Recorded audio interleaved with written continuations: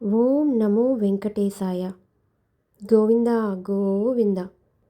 ఈరోజు మన వీడియోలో కోనసీమ తిరుమల శ్రీ వాడపల్లి వెంకటేశ్వర స్వామి వారి దేవాలయాన్ని దర్శించుకుందాము. అలానే స్థల చరిత్ర, పురాణం, ఆలయం యొక్క ప్రత్యేకత అన్నీ కూడా మన వీడియోలో తెలుసుకుందాము. మన వీడియోలోకి వెళ్ళబోయే ముందు కొత్తగా ఎవరైనా చూస్తున్నట్లయితే ప్లీజ్ సబ్స్క్రైబ్ చేసుకొని లైక్ చేసి షేర్ చేయండి. మీరిచ్చే ఒక లైక్ వల్ల నాకు మోటివేషన్గా ఉంటుంది. అలానే మీరు వీడియోని షేర్ చేయటం వలన మరింత మందికి చేరువై ఇంకాస్త ఇన్ఫర్మేషన్ అనేది పాస్ అవుతూ ఉంటుంది. వెంకన్న స్వామికి శనివారం అంటేనే ఎందుకు ప్రీతి? మన పురాణాల్లో చెప్పిన ప్రకారం ఎవరైతే శనివారం రోజు వెంకటేశ్వర స్వామిని పూజిస్తారో వారికి శని బాధలు ఉండవని సాక్షాత్తు శనిదేవుడు శ్రీనివాసుడికి శనివారం నాడే వరం ఇచ్చారంట. అందుకే జాతకం ప్రకారం ఎవరైనా ఏలినాటి శని, అర్ధాష్టమ శని వంటివి నడుస్తున్నప్పుడు లేదా గ్రహ సంచారం ప్రకారం శని బాధలు ఎక్కువగా ఉన్నప్పుడు ప్రతి శనివారం నియమనిష్టలతో శ్రీనివాసుని పూజ చేస్తే శని బాధల నుంచి తప్పకుండా ఉపశమనం ఉంటుంది. ఇక శ్రీనివాసునికి శనివారం అంటేనే ఎందుకు ప్రీతో తెలుసుకుందాము. ఎందుకంటే సృష్టికి మూలంగా భావించే ఓంకారం ప్రభవించిన రోజు శనివారమే. శ్రీనివాసుడు తనకు ఆలయాన్ని నిర్మించమని తొండమాన్ చక్రవర్తిని ఆదేశించింది కూడా శనివారమే. ఇక శ్రీనివాసుడు తొలిసారిగా ఆలయ ప్రవేశం చేసింది కూడా శనివారమే. శ్రీనివాసుడు శ్రీ పద్మావతి అమ్మవారిని కళ్యాణం చేసుకున్నది కూడా శనివారమే. ఇష్టమైన చక్ర తల్వార్ అని పిలిచే సుదర్శన చక్రం పుట్టింది కూడా శనివారమే. వాడపల్లి అంబేద్కర్ కోనసీమ జిల్లా రావులపాలెంకి కేవలం 10 కిలోమీటర్ల దూరంలో ఉంది. రావులపాలెం నుండి బస్సెస్లో కానీ ఆటోలో కానీ మనం వెళ్ళవచ్చు. ట్రైన్లో వచ్చేవారైతే రాజమండ్రిలో దిగిన తర్వాత రావులపాలెంకి 31 కిలోమీటర్లు ఉంటుంది. అక్కడ నుండి వాడపల్లి 10 కిలోమీటర్లు మాత్రమే. ఎన్నో ప్రాముఖ్యతలున్న దేవాలయాలన్నింటిలోనూ వాడపల్లి వెంకటేశ్వర స్వామి దేవాలయం కూడా ఒకటి. ముఖ్యంగా ఇక్కడ 7 శనివారాలు వచ్చి 7 ప్రదక్షిణలు చేసి స్వామివారిని దర్శించుకొని మొక్కులు చెల్లించుకున్నట్లయితే మనం అనుకున్న కోరికలు ఖచ్చితంగా నెరవేరుతాయి అని చెప్తూ ఉంటారు. చెప్పటమే కాదండి, నా జీవితంలో కూడా ఈ మిరాకిల్ అనేది జరిగింది. నేను 7 శనివారాల వ్రతం మొదలుపెట్టిన తరువాత 3-4వ వారం మధ్యలోనే నేను అనుకున్న పని నెరవేరింది. మేము శనివారం అయితే వెళ్ళలేదు, మంగళవారం అయితే టెంపుల్కి వెళ్ళాము. అక్కడ బ్రహ్మోత్సవాలు జరుగుతున్నాయి. ఇక శనివారం భక్తుల రద్దీ చాలా ఎక్కువగా ఉంటుంది. శనివారం అయితే దూరం నుండి అన్ని సిటీస్ నుండి కూడా భక్తులు వచ్చి స్వామివారిని దర్శించుకుంటారు. ఇక శనివారం అయితే ప్రత్యేక దర్శనానికి టికెట్లు ఉంటాయండి. 50 రూపాయలు, 200 రూపాయలు. వాటికి కూడా మీకు టైం అనేది చాలా ఎక్కువగానే పడుతుంది. అవి కూడా చాలా రద్దీగా ఉంటాయి. ఇక్కడ ప్రతిరోజు అన్నదాన కార్యక్రమం జరుగుతూ ఉంటుంది. ఉదయం 11 గంటలకు మొదలై మధ్యాహ్నం 3 గంటల వరకు జరుగుతూ ఉంటుంది. దూర ప్రాంతం నుండి వచ్చిన వారు అన్నప్రసాదములను తీసుకొని హ్యాపీగా వెళ్ళవచ్చు. ఇక స్వామివారి దర్శనం టైమింగ్స్ అయితే ఉదయం 6 గంటల నుండి మధ్యాహ్నం 1 గంట వరకు, అలానే సాయంత్రం 4 గంటల నుండి రాత్రి 8 గంటల వరకు మాత్రమే ఉంటుంది. మేము వెళ్ళిన రోజైతే పూలతో గుడి మొత్తం అలంకరణ చేశారండి. చాలా అందంగా అనిపించింది. అసలే కోనసీమ అంటేనే పూలకు ప్రత్యేకత కదండి. చూస్తున్నారా, గుడి మొత్తం కూడా ఎంత బాగా అలంకరించారో. ఇక వాడపల్లి వెంకటేశ్వర స్వామి దేవాలయానికి ఎన్నో విశేషాలున్నాయండి. అవి ఏంటి అనేది తెలుసుకుందాము. 7 శనివారాల వెంకన్న దేవుడిగా ప్రసిద్ధి చెందిన స్వామి వాడపల్లి 7 కొండలవాడు. కోనసీమ తిరుపతిగా ఖ్యాతి పొందిన వాడపల్లి తిరుపతి తరువాత వెంకటేశ్వర స్వామి క్షేత్రాల్లో ముఖ్యమైన ఆలయంగా భక్తుల నమ్మకం పొందింది. వాడపల్లి క్షేత్రంలోని మూలవిరాట్టు రాతితో చేయబడింది కాదు. ఇక్కడ వెంకటేశ్వరుడు రాయితో కాకుండా నల్లని చెక్కతో స్వయంభూగా కొలువై ఉన్నారు. సాక్షాత్తు నారద మహర్షి విష్ణువుకు ఇక్కడ వెంకటేశ్వరుడిగా పేరు పెట్టినట్లు చెబుతూ ఉంటారు. వరుసగా 7 శనివారాలు క్రమం తప్పకుండా స్వామివారి ఆలయం చుట్టూ ప్రదక్షిణలు చేసి స్వామిని దర్శించుకుంటే మనసులో ఉన్న కోరికలన్నీ నెరవేరుతాయి. అలా అని భక్తుల నమ్మకం.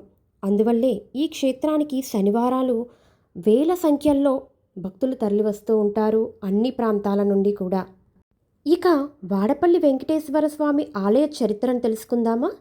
తెలుసుకోబోయే ముందు మన ఛానల్ని ఎవరైనా కొత్తగా చూస్తున్నట్లయితే స్కిప్ చేయకుండా ప్లీజ్ వీడియో మొత్తం చూస్తూ మన ఛానల్ని సబ్స్క్రైబ్ చేసుకోండి. శ్రీకృష్ణుడు తన అవతారం చాలించి వైకుంఠానికి చేరుకుంటారు. దీంతో ద్వాపరయుగం ముగిసి కలియుగం ప్రారంభమవుతుంది. కలియుగంలోని దేవుణ్ణి ప్రార్థించటం మానేసి డబ్బు సంపాదనపై ఎక్కువ దృష్టి సారిస్తూ ఉంటారు. దీంతో భూమిపై ఉన్న పాపాలు పెరిగిపోతూ ఉన్నాయి. ఈ విషయమై మునులు తీవ్రంగా భయపడుతూ ఉంటారు.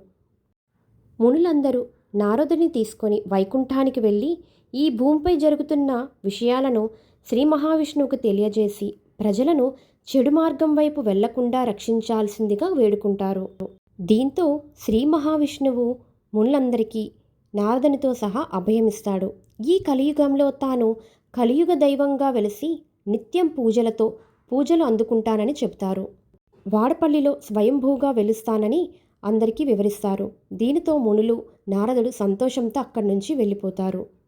కొన్ని రోజుల తరువాత వాడపల్లి వద్ద ఉన్న గౌతమీ నదిలో ఒక చందనం పెట్టె తీరం వైపు వస్తున్నట్లు కనిపిస్తుంది. అయితే దానిని గుర్తించి తీసుకురావటానికి వెళితే నదిలో ఆ పెట్టె కనిపించదు. చివరికి వాడపల్లి గ్రామంలో ఓ వృద్ధ బ్రాహ్మణుడి కలలో ఆ పెట్టెలో మహావిష్ణువు లక్ష్మీ సమేతుడై ఉన్నారని, శుచిగా వెళితే కనిపిస్తారని వినిపిస్తుంది. దీంతో ఆ తీరంలో ఉన్న ప్రజలు మంగళ స్నానాలు చేసి నదిలోకి వెళితే ఓ పక్షి నీడలో ఉన్న పెట్టె కనిపిస్తుంది. భక్తి శ్రద్ధలతో ఆ పెట్టెను ఒడ్డుకు చేరుస్తారు. దానిని తెరిచి చూడగా అందులో శంఖం, చక్రం, గదతో పాటు లక్ష్మీదేవితో శ్రీ మహావిష్ణువు కనిపిస్తాడు. ఇంతలో అక్కడికి చేరుకున్న నారదుడు మహావిష్ణువుకి అవతారం గురించి చెబుతారు. అంతేకాకుండా ఆ మూర్తికి వేం అంటే పాపాలను కట అంటే పోగొట్టేవాడు అని నామకరణం చేసి గోదావరి నదీ తీరంలో విగ్రహాన్ని ప్రతిష్ఠింపచేస్తాడు. ఇలా అక్కడ కొలువైన స్వామికి వెంకటేశ్వరునిగా పేరు వచ్చింది. స్థానికులు ఆలయాన్ని చిన్నగా నిర్మిస్తారు. అయితే కాలక్రమంలో ఈ దేవాలయం నదిలో మునిగిపోతుంది. ఇదిలా ఉండగా పెనుబోతుల గజేంద్రుడు అనే క్షత్రియుడు ఈ ప్రాంతంలో ఉండేవారు. అతడు చాలా ఓడలకు అధిపతి. ఒకసారి తుఫాను సంభవించి అతని ఓడలన్నీ సముద్రానికి ఎక్కడో కొట్టుకుపోతాయి. దీంతో తన ఓడలు సురక్షితంగా ఒడ్డుకు చేరిస్తే నదిలో మునిగిపోయిన దేవాలయాన్ని, విగ్రహాన్ని తిరిగి ఒడ్డుకు చేర్చి దేవాలయాన్ని నిర్మిస్తానని మొక్కుకున్నారు. తుఫాను వెలిసాక ఓడలు భద్రంగా ఒడ్డుకు చేరాయి. దీంతో గజేంద్రుడు వాడపల్లిలో ప్రస్తుతం ఉన్న ఆలయాన్ని కట్టించారని స్థానిక శాసనాలు చెబుతున్నాయి. వాడపల్లి శ్రీ వెంకటేశ్వర స్వామి నిలువెత్తు రూపం చూడగానే ఆకట్టుకొని తిరుమలేశుని దర్శించిన అనుభూతి కలుగుతుంది. భారతదేశంలో అశేష భక్తజనం సందర్శించే ఆరాధ్య దేవాలయాల్లో వాడపల్లి దేవాలయం కూడా ఒకటి. ప్రతి ఏటా చైత్రశుద్ధ ఏకాదశి నాడు శ్రీ స్వామివారి తీర్థం, కళ్యాణోత్సవం వైభవంగా జరుగుతాయి. వాటిలో భాగంగా జరిగే రథోత్సవం గ్రామంలో అంగరంగ వైభవంగా జరుగుతుంది. ఈ ఉత్సవాలు చూడటానికి ఉభయ తెలుగు రాష్ట్రాల నుండి భక్తులు తరలివస్తారు. ఇక వాడపల్లి ఆలయ స్థల పురాణం. వాడపల్లి గ్రామాన్ని పూర్వం నౌకాపురి అని పిలిచేవారు. గతంలో నాసికా త్రయంబకేశ్వర నుంచి వెంకటేశ్వర స్వామి చెక్క విగ్రహం గౌతమీ నదిలో కొట్టుకుని రాగా నారద మహర్షి స్వామి వారిని కనుగొని ఇక ఆలయ పునర్నిర్మాణం. కొన్ని రోజులు గడిచిన తర్వాత ఆలయ పూజలు అర్చకులకు భారంగా మారాయి. ఆ సమయంలో భక్తవరదుడు అయిన వెంకటేశ్వర స్వామి స్వయంగా పెద్దాపురం సంస్థానరాజు అయిన రాజా శ్రీ వత్సవాయి పెద్ద గజపతి మహారాజు కలలో కనిపించి దైవసేవలతో పునీతుడవై వైకుంఠం చేరుతావు అని పలికి అదృశ్యమయ్యారు. అప్పుడు గజపతి మహారాజు తనకు కలలో కనిపించిన స్వామి వాడపల్లి వెంకటేశ్వరుడు అని గుర్తించి ఇక ఆ ఆలయంలో పూజాధికారు ఆర్థిక భారం లేకుండా స్వామివారి నిత్య కైంకర్యాలకు 1759వ సంవత్సరంలో తన సొంత ఆస్తి 270 ఎకరాలు స్వామివారికి సమర్పించారు. కలౌ వెంకటనాథాయ. కలియుగంలో వేం అంటే పాపాలు, కట అంటే నశింపచేసేవాడు అని అర్థం. అందుకే శ్రీనివాసుని వెంకటేశ్వరుడు అని భక్తితో పిలుచుకుంటాము. పాపాలు పోగొట్టమని ప్రార్థిస్తాం. పసిపిల్లల నుంచి పండు ముసలి వరకు గోవిందా గోవిందా అని పిలిస్తే ఆపద్బాంధవుడిలా ఆదుకునే వెంకన్నకు శతకోటి వందనాలు. ఏడుకొండలవాడ వెంకటరమణ గోవిందా గోవిందా. వాడవాడలా పూజలు జరిపించుకునే శ్రీ వెంకటేశ్వర స్వామిని కలియుగంలో అత్యంత శక్తివంతమైన దైవం శ్రీనివాసుడు అని పిలుస్తాము.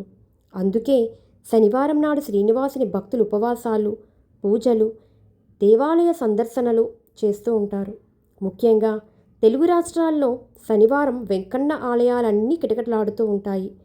తిరుమల ఆలయంలో కూడా శనివారం నాడు విపరీతమైన భక్తుల రద్దీ ఉంటుంది. మీలో ఎంతమంది 7 శనివారాల వెంకటేశ్వర స్వామి వ్రతం చేశారు? ఎంతమంది వాడపల్లి వెంకటేశ్వర స్వామిని దర్శించుకున్నారు? వాడపల్లి వెంకటేశ్వర స్వామి వ్రతం పూర్తి చేసి మీ కోరికలను తీర్చుకొని ఎలా అయితే ఆనందపడ్డారో, ఎంత సంతోషించారో, అలానే మీకు తెలిసిన వాళ్ళకు ఇంకొంతమందికి ఈ వ్రతం గురించి తెలియజేసి వాళ్లకు ఉన్న బాధలను తొలగిపోవాలని కోరుకోండి. మనకు తెలిసిన ఈ వ్రతాన్ని నలుగురికి తెలియచేస్తే మనకు కూడా ఎంతో కొంత పుణ్యమే. మనం ఒక దేవునికి వ్రతం చేస్తున్నాము, పూజ చేస్తున్నాము అన్నప్పుడు ఆ దేవుని విశిష్టతే కాకుండా స్థల పురాణం కూడా మనం తెలుసుకొని మన పిల్లలకు ఇంకా ఎవరైనా తెలియని వాళ్లకు కూడా తెలియజేయండి. ఇప్పుడు నేను మీకు చూపిస్తున్నది గౌతమి నది.